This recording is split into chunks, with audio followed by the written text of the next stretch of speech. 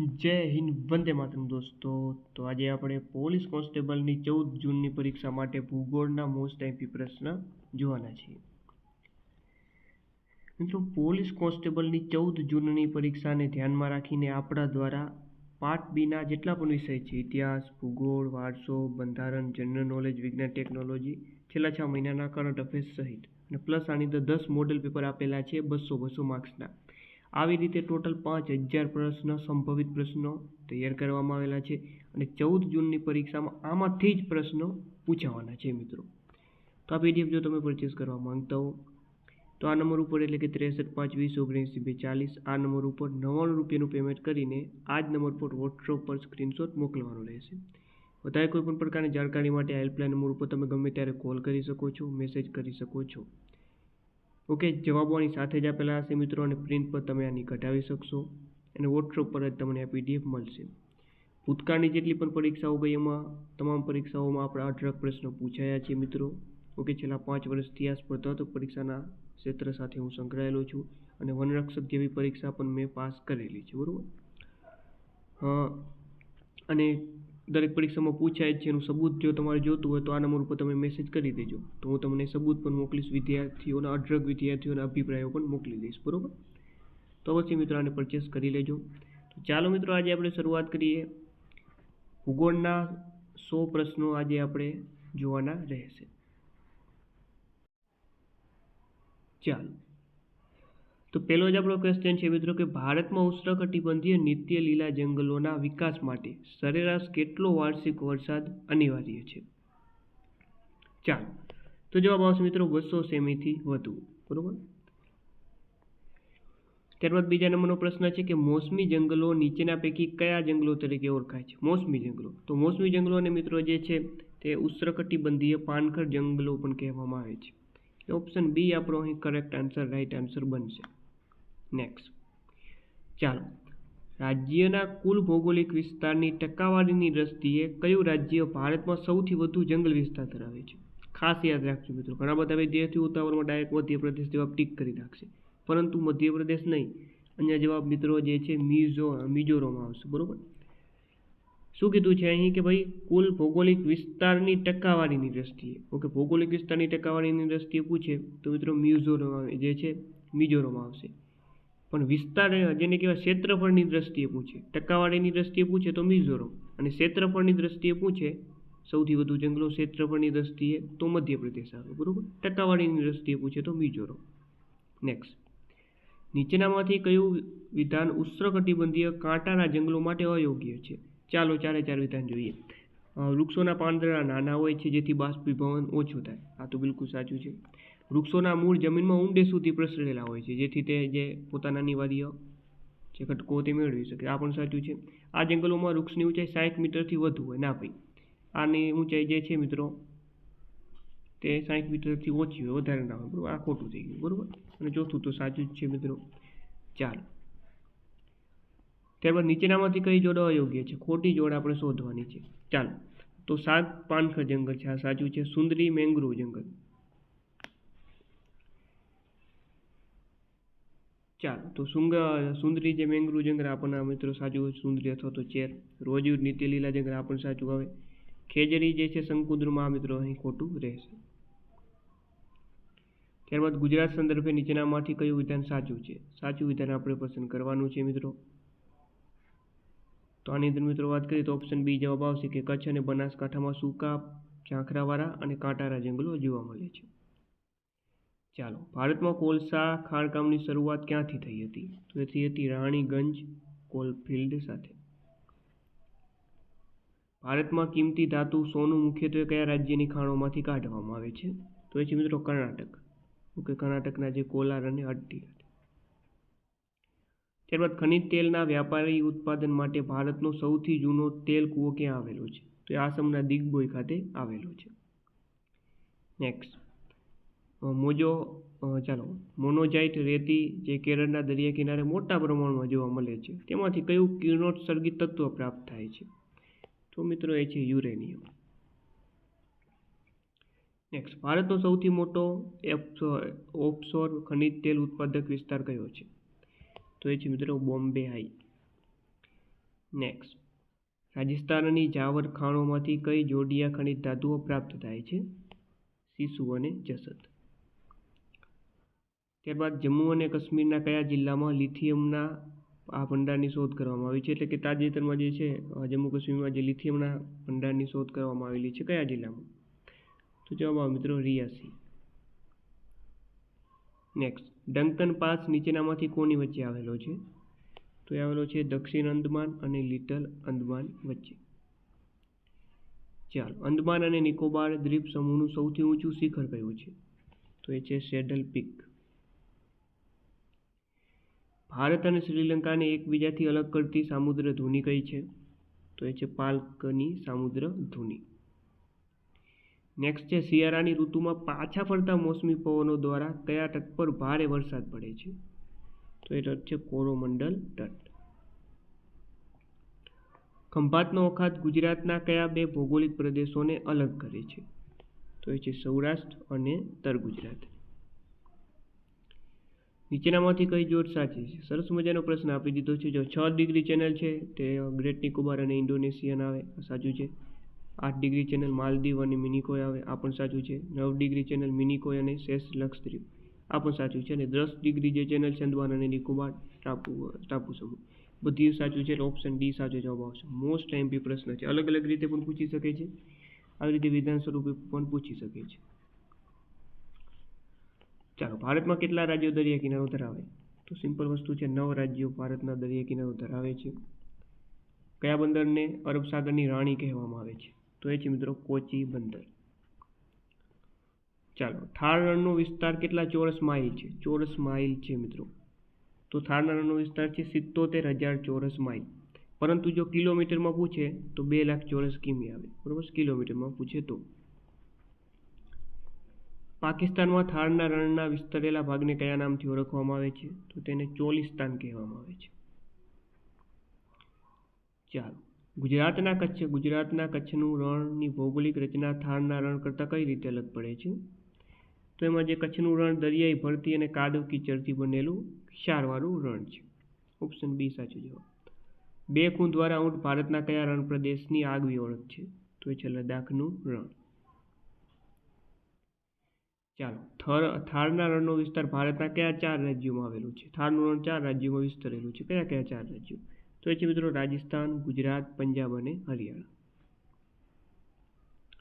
નીચેનામાંથી કયું વિધાન સાચું અથવા તો સાચા છે?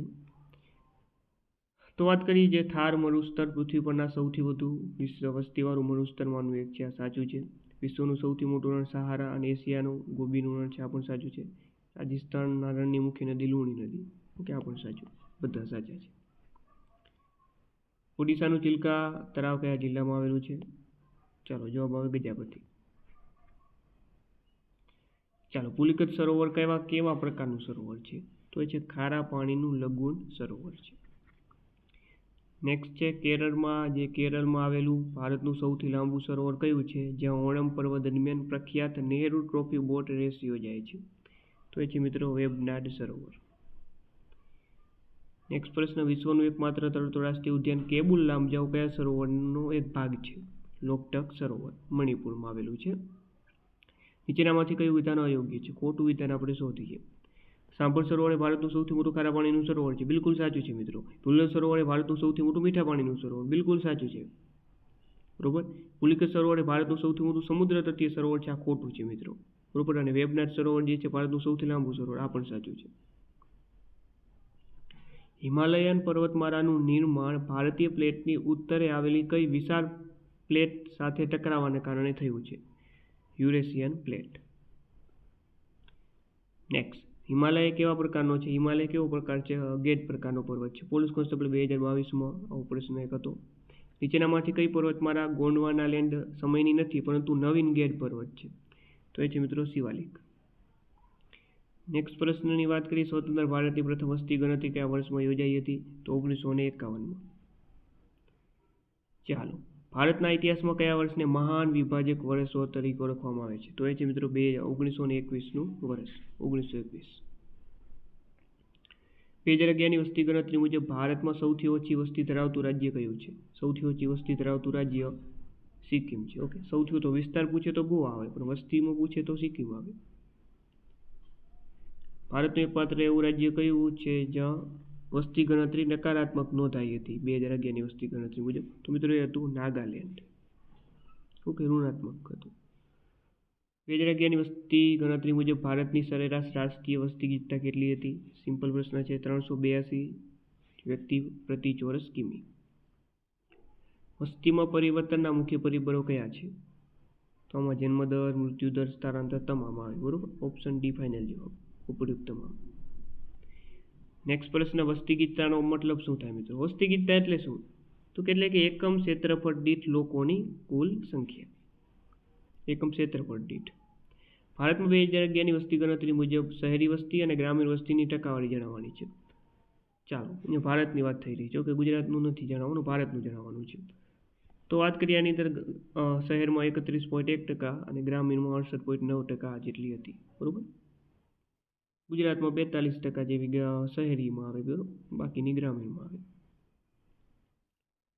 2011ની વસ્તી ગણતરી મુજબ સંખ્યાની દ્રષ્ટિએ સૌથી વધુ અનુસૂચિત જનજાતિ કયા રાજ્યમાં જોવા મળે છે? તો એ છે મિત્રો મધ્યપ્રદેશમાં. ભારતની 2027ની વસ્તી ગણતરી આઝાદી પછીની કેટલામી વસ્તી ગણતરી હશે? તો કરંટ અફેર્સની દ્રષ્ટિએ આ ખૂબ અગત્યનો પ્રશ્ન મિત્રો, 8મી હશે. ઓકે, આઝાદી પછીની 8મી હશે. ભારતમાં વસ્તી ગણતરીની જવાબદારી કયા મંત્રાલય હસ્તગત આવે? ગૃહ મંત્રાલય અંતર્ગત આવે વસ્તી ગણતરી. છોટા નાગપુરના ઉચ્ચ પ્રદેશ બાબતે કયું વિધાન અયોગ્ય છે? અયોગ્ય વિધાન પૂછ્યું છે. ચાલો, તો ભાઈ આ ઉત્તર પ્રદેશમાંથી ગોંડવાના યુગનો કોલસો વિપુલ માત્રામાં પ્રાપ્ત થાય, આ તો સાચું છે ભાઈ. અહીં જોવા મળતો કોલસો ભારતના આશરે 3/4 ભાગ જેટલો છે, આ પણ સાચું છે. બંને સાચા છે, ખોટું છે જ નહીં. તો ઓપ્શન ડી સાચો જવાબ આવશે ફાઇનલ. માળવાનો ઉચ્ચ પ્રદેશ કઈ બે પર્વતમાળાની વચ્ચે આવેલો છે ભાઈ? અરવલ્લી અને વિંધ્યાચલ. દ્વીપકલ્પીય ઉચ્ચ પ્રદેશ અથવા તો ગિરિમાળાનું સૌથી ઊંચું શિખર કયું છે? તો એ છે અન્નાઈ મુડી. નેક્સ્ટ, હિમાલયની નદીઓ બાબતે નીચેનામાંથી કયું વિધાન ભૌગોલિક રીતે સૌથી વધુ યોગ્ય છે? તો એમાં જે તે બારેમાસ વહેતી નદીઓ છે. હિમાલયની નદીઓ બારેમાસ વહેતી નદીઓ છે, કાયમી નદીઓ. ગંગા નદીનું ઉદ્ગમ સ્થાન ગંગોત્રી હિમનદી છે, ત્યાં તે કયા નામથી ઓળખાય છે? તો ત્યાં તે ભાગીરથી નામથી ઓળખાય છે.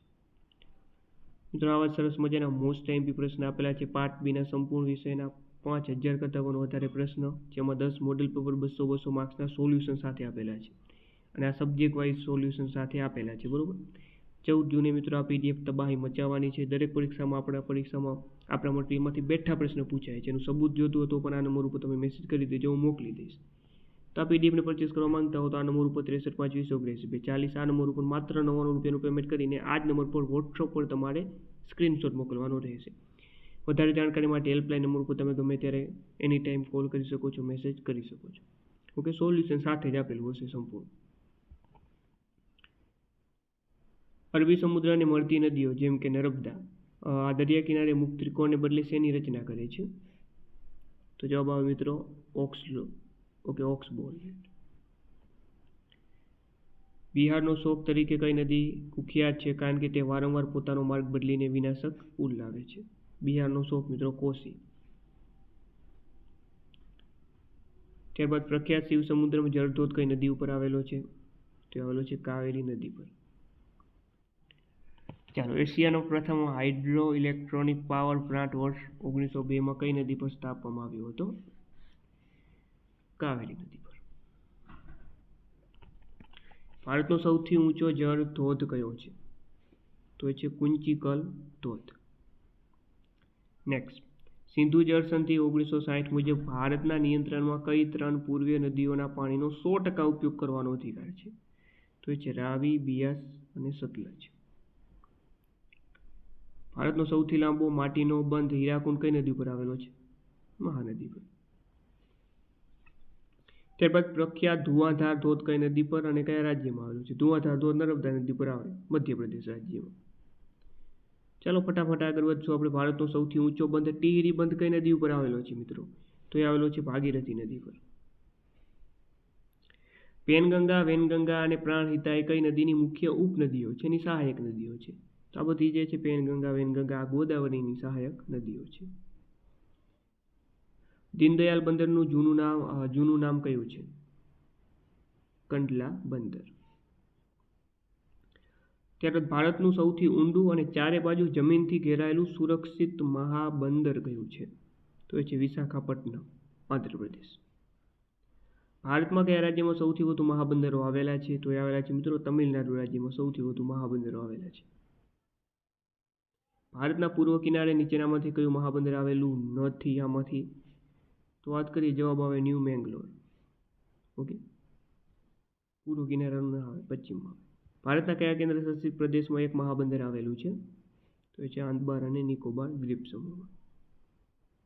તાજેતરમાં ભારત સરકાર દ્વારા કયા ટાપુ પર ગલેથિયા ખાડી ખાતે ભારતનું 13મું મહાબંદર બનાવવાની મંજૂરી આપવામાં આવી છે? ઓકે, તો કરંટ સાથે સંકળાયેલ ભૂગોળનું કરંટ અફેર પણ તમે જોઈ શકો છો, આપણે લઈ લીધું છે. તો આની અંદર જવાબ આવે ગ્રેટ નિકોબાર. ભારતનો દક્ષિણતમ છેડો જે આંદમાન અને નિકોબાર ટાપુમાં આવેલો છે કયા નામથી ઓળખાય છે? દક્ષિણતમ છેડો ઇન્દિરા પોઈન્ટ. ઉપરનો જે છેડો પૂછે ઉત્તર તો ઇન્દિરા કોલ આવે અને નીચેનો ઇન્દિરા પોઈન્ટ. નીચેનામાંથી કયા રાજ્યોના જૂથોમાંથી ભારતની પ્રમાણભૂત સમયરેખા 5 રાજ્યોમાંથી પસાર થાય છે? કયા કયા 5 રાજ્યો છે મિત્રો? ઉત્તર પ્રદેશ, મધ્યપ્રદેશ, છત્તીસગઢ, ઓડિશા અને આંધ્રપ્રદેશ. ભારતીય પ્રમાણ સમયરેખા એ ગ્રીનિચ મીન ટાઈમ કરતાં કેટલા સમય આગળ અથવા પાછળ છે? તો કોઈ 5 કલાક અને 30 મિનિટ આગળ છે. ચાલો, કર્કવૃત ભારતના કુલ કેટલા રાજ્યોમાંથી પસાર થાય છે? ભારતના 8 રાજ્યોમાંથી પસાર થાય. ગુજરાતના 6 જિલ્લામાંથી પસાર થાય. વિશ્વના 3 ખંડોમાંથી પસાર થાય. વિશ્વના 17 દેશોમાંથી પસાર થાય. ભારતના 8 રાજ્યોમાંથી પસાર થાય. ગુજરાતના 6 જિલ્લામાંથી પસાર થાય. નેક્સ્ટ, ભારતનું કયું રાજ્ય નેપાળ, ભૂતાન અને ચીન સાથે આંતરરાષ્ટ્રીય સરહદ ધરાવે છે? તો એ છે મિત્રો સિક્કિમ. નીચેનામાંથી કઈ જોડ અયોગ્ય છે? ખોટી જોડ શોધો. ભારત અને પાકિસ્તાન વચ્ચે રેડ ક્લિફ રેખા, સાચું છે. ભારત અને ચીન વચ્ચે મેકમોહન રેખા, સાચું છે. ભારત અને અફઘાનિસ્તાન વચ્ચે ડુરાન્ડ રેખા, સાચું છે. ભારત નેપાળ વચ્ચે એક રેખા છે જ નહીં, એટલે આ ખોટું થઈ ગયું. નેક્સ્ટ, ભારતમાંથી પસાર થતું કર્કવૃત અને ભારતની પ્રમાણભૂત સમયરેખા એકબીજાને કયા રાજ્યમાં છેદે છે અથવા તો એને કાપે છે? તો જવાબ આવે મિત્રો છત્તીસગઢ. પશ્ચિમથી પૂર્વ તરફ જતા કર્કવૃત કયા રાજ્યોમાંથી પસાર થાય છે તેનો ભૌગોલિક રીતે સાચો ક્રમ. ઓકે, મોસ્ટ ટાઈમથી પ્રશ્ન આવે કર્કવૃત કેટલા રાજ્યોમાંથી પસાર થાય, કયા રાજ્યોમાંથી પસાર થાય, એવું તો વારંવાર પૂછે છે. પણ હવે આવો પ્રશ્ન બની શકે પશ્ચિમથી પૂર્વ તરફનો ક્રમ જણાવવાનો. તો આમાં જવાબ ઓપ્શન એ આવે. સૌપ્રથમ ગુજરાત, રાજસ્થાન, મધ્યપ્રદેશ, છત્તીસગઢ, ઝારખંડ, પશ્ચિમ બંગાળ, ત્રિપુરા અને મિઝોરમ. તો આનો ક્રમ થઈ ગયો, બરોબર. કયા દિવસે સૂર્યના કિરણો ભારતની મધ્યમાંથી પસાર થતા કર્કવૃત પર બરાબર સીધા પડે છે, જેને ઉત્તર ગોળાર્ધનો સૌથી લાંબો દિવસ ગણવામાં આવે? તો એ છે મિત્રો 21 જૂન, વિશ્વ યોગ દિવસ. ક્ષેત્રફળની દ્રષ્ટિએ ભારતનું સૌથી મોટું રાજ્ય કયું છે? મિત્રો રાજસ્થાન છે, બરોબર. બીજા નંબરમાં મધ્યપ્રદેશ, ત્રીજામાં મહારાષ્ટ્ર, ચોથામાં યુપી અને પાંચમાં ગુજરાત. નેક્સ્ટ, કયું રાજ્ય મસાલાઓની ભૂમિ તરીકે ઓળખાય છે? કેરળ. ચાલો, ભારતનું કયું રાજ્ય સૌથી વધુ રાજ્યો સાથે પોતાની સરહદ ધરાવે છે? ઉત્તર પ્રદેશ. ઓકે, અન્ય ઘણા બધા રાજ્યો સાથે તે સરહદ ધરાવે છે. નીચેનામાંથી કઈ જોડ અયોગ્ય છે? અયોગ્ય શોધો. મેઘાલયની શિલોંગ રાજધાની, સાચું છે, શિલોંગ. મિઝોરમની આઈજોલ અથવા તો એજવાલ, બરોબર. અરુણાચલ પ્રદેશની ઈટાનગર આવે. આસામની ગુવાહાટી, ખોટું છે. આસામની દિસપુર આવે. 2011ની વસ્તી ગણતરી મુજબ ભારતની વસ્તીની દ્રષ્ટિએ સૌથી મોટી જનજાતિ છે મિત્રો ભીલ જનજાતિ. તોડા જનજાતિ ભારતના કયા ભૌગોલિક વિસ્તારમાં જોવા મળે છે? તો એ જોવા મળે છે નીલગિરીની પહાડીઓમાં. ગારો, ખાસી અને જૈનતિયા આ માતૃપ્રધાન જનજાતિઓ મુખ્યત્વે ભારતના કયા રાજ્યોમાં જોવા મળે છે? મેઘાલયમાં જોવા મળે. ઓકે, જનજાતિ પણ છે અને આ જે ટેકરીઓ પણ આવેલી છે ગારો, ખાસી. ભારતના કયા રાજ્યમાં અનુસૂચિત જનજાતિ વસ્તીની સંખ્યાની દ્રષ્ટિએ સૌથી વધુ છે? તો મિત્રો એ છે મધ્યપ્રદેશ. શિયાળાના આગમન સાથે હિમાલયના ઊંચા વિસ્તારોમાંથી તળેટીમાં અને ઉનાળામાં પાછા પહાડો પર ફરવાની પ્રક્રિયાને ઋતુ પ્રવાસ કહેવાય છે. નીચેનામાંથી કઈ જનજાતિ આ પ્રક્રિયા સાથે સંકળાયેલી છે? ચાલો, અઘરો પ્રશ્ન છે. જવાબ આની મિત્રો સંથાલામાં સાચો જવાબ આવશે. ભારતની સૌથી મોટી જનજાતિઓમાંની એક ગોંડ પ્રજાતિ મુખ્યત્વે કયા ભૌગોલિક પ્રદેશમાં કેન્દ્રિત છે? તો એ છે મિત્રો મધ્ય ભારતમાં. નીચેના પૈકી કયું અથવા કયા ભારતના રાજ્ય સંપૂર્ણપણે ઉષ્ણકટિબંધ ઝોનમાં નથી આવેલું? તો એમાં વાત કરીએ તો એમાં આવશે મિત્રો આપણું ગુજરાત. ભૌગોલિક રીતે માર્ચનો અડધો ભાગ સમશીતોષ્ણ કટિબંધમાં હોવા છતાં સમગ્ર ભારતને ઉષ્ણકટિબંધીય મોસમી આબોહવાવાળો દેશ ગણવામાં આવે છે. આ માટે કયું ભૌગોલિક પરિબળ સૌથી વધુ જવાબદાર છે? તો એ પરિબળ છે મિત્રો ઉત્તરમાં આવેલી વિશાળ હિમાલય પર્વતમાળા. જ્યારે ઉત્તર ગોળાર્ધમાં કર્કવૃત્ત પર સૂર્યના કિરણો બરાબર લંબ પડે છે ત્યારે ભારતમાં નીચેનામાંથી કઈ સ્થિતિ ઉદ્ભવે છે? તો ઉદ્ભવે છે ભારતમાં 21 જૂન વર્ષનો સૌથી લાંબો દિવસ હોય છે અને ઉનાળો પરવર્તે છે. ચાલો સરસ મજાના જોડકા આપણે જોડી દઈએ. ચાલો આમાંથી વાત કરીએ ઉષ્ણકટિબંધીય વરસાદી જંગલનું ઉદાહરણ શોધો. ચાલો પ્રશ્ન નંબર 90 તો રોજવુડ આવે. ઉષ્ણકટિબંધીય ખરાઉ જંગલની મિત્રમાંથી વાત કરીએ તો એ છે મિત્રો ખેર. ઉષ્ણકટિબંધીય કાંટારામાં તો ખીજડો આવશે અને ભરતીના જંગલોમાં સુંદરી આવે. એવી રીતે ઓપ્શન સી અહીં યોગ્ય જવાબ. સી નહીં પણ શું આવે? બી. ઓપ્શન બી સાચો જવાબ રહેશે. જમીનમાંથી બહાર આવતા શ્વસન મૂળ એ કયા પ્રકારની વનસ્પતિ જંગલોની મુખ્ય લાક્ષણિકતા છે? તો એ છે મિત્રો મેંગ્રુવ જંગલો. પશ્ચિમ ઘાટની પશ્ચિમ ઢોળાવ પર ખાલી જગ્યા પ્રકારના જંગલો આવેલા છે, જ્યારે તેના પૂર્વી ઢોળાવ પર ખાલી જગ્યા પ્રકારના જંગલો આવેલા છે. તો અનુક્રમે ઓપ્શન બી પશ્ચિમે સદાબહાર, પૂર્વે ભેજવાળા અને શુષ્ક પાનખર જંગલો. ભોજપત્ર નામનું વૃક્ષ જેની છાલનો ઉપયોગ પ્રાચીન કાળમાં ગ્રંથો લખવા માટે થતો તે કયા જંગલમાં જોવા મળે છે? તો જોવા મળે છે હિમાલયના પર્વતીય જંગલોમાં. પ્રખ્યાત એશિયાટિક લાયનનું એકમાત્ર કુદરતી નિવાસસ્થાન ગીરનું જંગલ કયા પ્રકારનું જંગલ ગણાય? તો ગણાય ઉષ્ણકટિબંધીય શુષ્ક પાનખર જંગલ. કાળી જમીન વિશે નીચેનામાંથી કયા વિધાનો સાચા છે? કાળી જમીન મુખ્યત્વે ઉત્તર પ્રદેશ, મધ્યપ્રદેશ, ગુજરાત, મહારાષ્ટ્ર, આંધ્રપ્રદેશ, તમિલનાડુમાં જોવા મળે. સાચું છે. આ જમીન સુકાઈ જાય ત્યારે તેમાં તીડ આવવું પડે. આ પણ સાચું છે. ફાઇનલ જવાબ આવશે ઓપ્શન સી એ બી બંને આપેલ બંને. ઉત્તર ભારતના મેદાનોમાં જૂના કાપની જમીન અને નદીના પૂરથી બનતી નવા કાપની જમીન કયા નામે ઓળખાય છે? ચાલો તો જે મિત્રો જૂના કાપની જમીન છે તેને બાંગર કહેવામાં આવે અને નદીના પૂરથી બનતી નવા કાપની જમીનને ખદર કહેવામાં આવે. ઓપ્શન બી યોગ્ય જવાબ. નીચેનામાંથી કયા વિસ્તારમાં પડખાઉ જમીન વધુ જોવા મળે છે? તો એ છે મિત્રો કેરળ અને કર્ણાટક. જમીનમાં કયા તત્વોનું પ્રમાણ વધુ હોવાના કારણે રાતી જમીનનો રંગ લાલ જોવા મળે? તો એ છે આયર્ન ઓક્સાઇડની હાજરીના કારણે. ઉત્તર ભારતના મેદાનો ઉપરાંત પૂર્વ કાંઠાના મહાનદી, ગોદાવરી, કૃષ્ણ અને કાવેરીના મુખ ત્રિકોણ પ્રદેશમાં કઈ જમીન વ્યાપકપણે જોવા મળે છે? તો એ છે કાપની જમીન. અને ધ લાસ્ટ આજનો પ્રશ્ન છે મિત્રો દેશની પ્રથમ નહેર યોજના કઈ હતી? પ્રશ્ન અહીં ફૂટી ગયો છે. જવાબ આવે પૂર્વી યમુના નહેર પરિયોજના. તો મિત્રો આ હતા આજના આપણા સરસ મજાના પ્રશ્ન. આવા 5000 પ્રશ્નો મોસ્ટ આઈએમપી એનાલિસિસ કરીને બનાવેલા પ્રશ્નો, જેમાં 10 મોડેલ પેપર પણ આપેલા છે. 3000 પ્રશ્નો છે પ્લસ 10 મોડેલ પેપરના 2000 પ્રશ્નો. તો પીડીએફ મેળવવા માટે આ નંબર આપેલા છે. આ નંબર પર તમે કોન્ટેક્ટ કરી લેજો. ફરીથી મિત્રો નવા વિડીયો સાથે મળશું. જય હિન્દ, જય ભારત.